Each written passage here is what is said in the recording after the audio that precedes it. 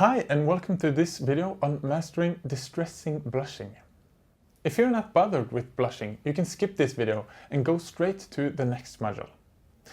If you're watching this video but haven't seen the previous modules, you will have a hard time understanding what's presented here because we're going to use the concepts and terminology that has been introduced earlier in the program. So we recommend that you see the entire program if you're negatively affected by blushing and want help with this. You can find links in the video description. This module is about mastering distressing blushing, and there's a reason why we put distressing in our description here. That's because there are many people who often blush but don't find it particularly bothersome or embarrassing. And vice versa, there are those who rarely blush but are extremely distressed when they do, where their daily life might be dominated by the fear that they're going to blush. For some, this may become a full-time project that limits quality of life, because they need to be constantly vigilant and aware not to get in a situation that triggers blushing. This is an example of a central theme in this program, namely that we can't isolate our anxiety in terms of raw experiences, but that we need to take our personal interpretations into consideration.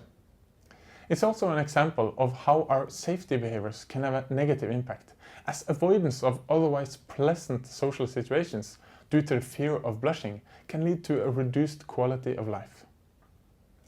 In this module, we will ask ourselves the following questions. Number 1. How visible is my blushing? Number 2. Do other people evaluate my blushing negatively? Number 3. How does my behavior affect what others think of my blushing? Number 4. Are you being reasonable with yourself? And number 5. How can I use cognitive behavioral therapy to master blushing? Do you remember when you were a child and heard a sound in the house that scared you? Can you remember how loud and clear that sound was, although the sound might have been quiet from your parents' perspective? That's because our brains are wired up to reinforce and amplify sensations that seem to be important. Psychologists call this process sensitization. Our brains can also do the opposite with stuff that isn't important, a process known as habituation.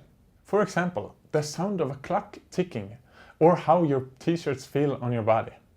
With habituation, an experience might disappear completely from your consciousness. The reason your brain sensitized the quiet sounds in your room is fear. Of all the feelings we have, fear is the strongest driving force for sensitization.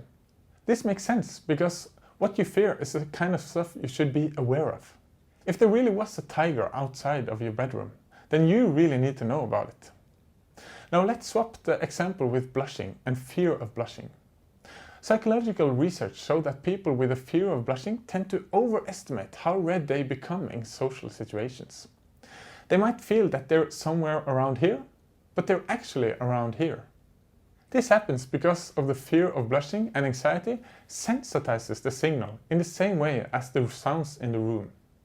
It can get so intense that you can feel as though your face is burning red, even though it only appears as a small change in color to others.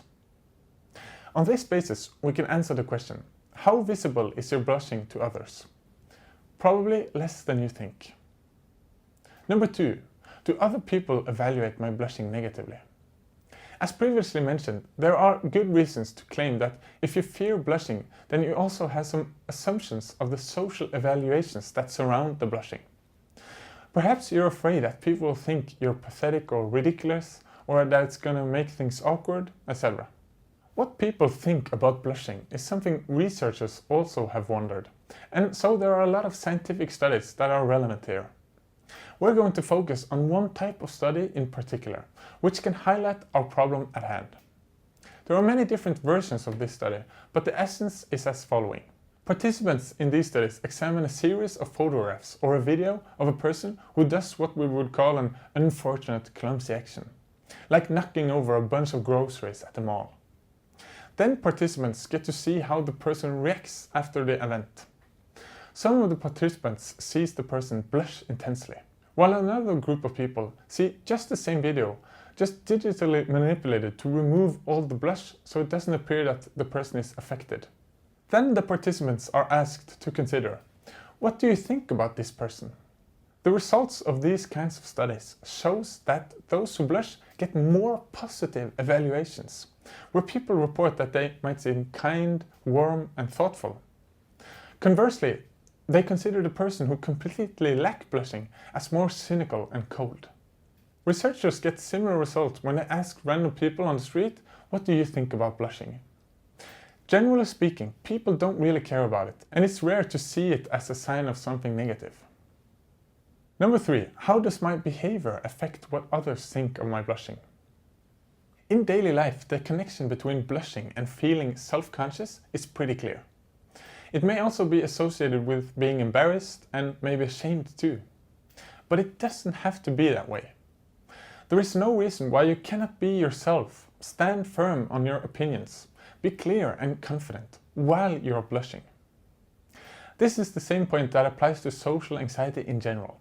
Namely that anxiety and blushing doesn't have to stop you living the life you want to live and doing what you want to do. Let's say you want to tell a friend or colleague that you feel that they've crossed the line, but you're afraid that you will blush badly and you just drop it. Although this is understandable, it doesn't necessarily have to be that way. It's possible to be self-assertive while you're blushing. This is also another example that safety behaviors, avoidance in this case, can lead to a worse quality of life than the actual scenario one wishes to avoid. You might feel worse from not being able to assert yourself compared to the experience of blushing. And here we have some more good news. Namely that people respond more to your behavior, that is what you do, compared to your blushing. If you want to be perceived as clear, convinced and confident, then you should strive towards behaving clear, convinced and confident, while you might be blushing. This is the essence of the concept of mastery. Mastering blushing is just like mastering anxiety in general. You can have unpleasant experiences, but that doesn't have to stop you from doing what you want to do. It's not easy, of course, but with practice you can get better and better. And that is precisely the purpose of exposure therapy, which is the first step you should take in mastering blushing. Number 4, are you being reasonable with yourself? As you might have experienced, we often have a different set of standards for ourselves compared to what we have with others. This can be quite clear when it comes to blushing. If you feel that you are weak or stupid or pathetic or incompetent or something like that because you're blushing, then you should ask yourself, what do you think of others when they blush? What thoughts come to you? Is there a big difference between how you assess others compared to how you assess yourself? Do you think you're being reasonable with yourself? Number 5, how can I use cognitive behavioral therapy to master blushing? Now let's look at some concrete steps you can take to master blushing. Exposure therapy, as we've previously introduced, is an effective method for mastering blushing. Since we cannot control our blushing reaction, we have to use blush makeup to simulate redness.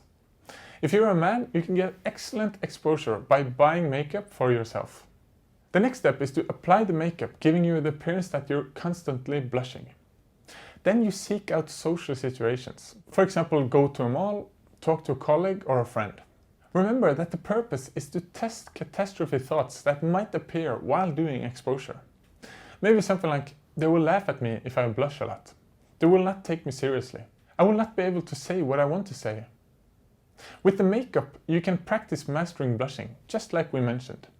To get the most out of the exposure, you should use the worksheet we introduced in Module 6.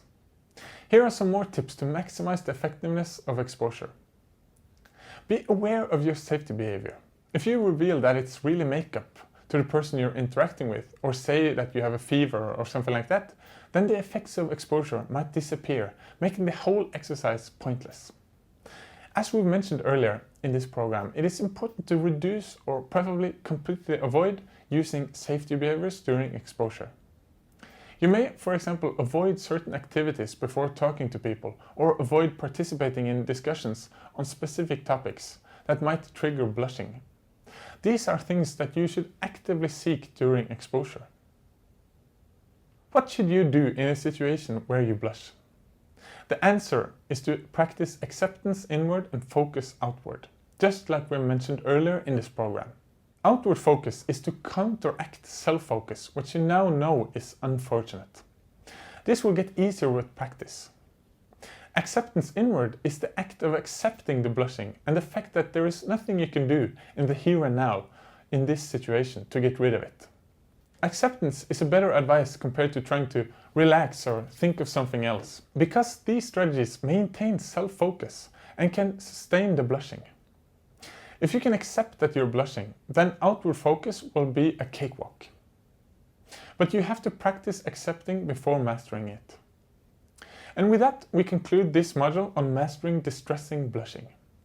We know that this work can be very demanding, and we want to remind you that the effort you put into this work can help you achieve a life that isn't negatively affected by distressing blushing. You will find a link to the next module in the video description. Good luck!